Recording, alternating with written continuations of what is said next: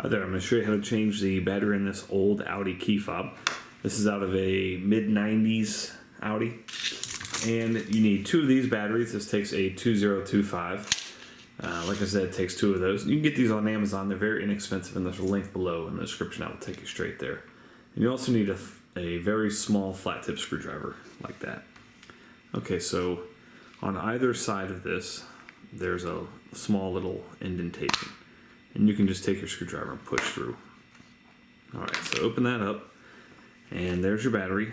And what I would suggest, or batteries, what I suggest is take one of these little tabs and kind of work your way in right there.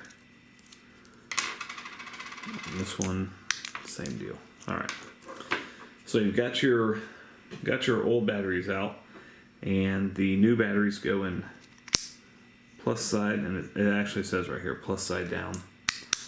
Alright, so you got your new batteries in, give it a good squeeze, and you're all set. Thanks so much for watching. Make sure you hit that thumbs up button.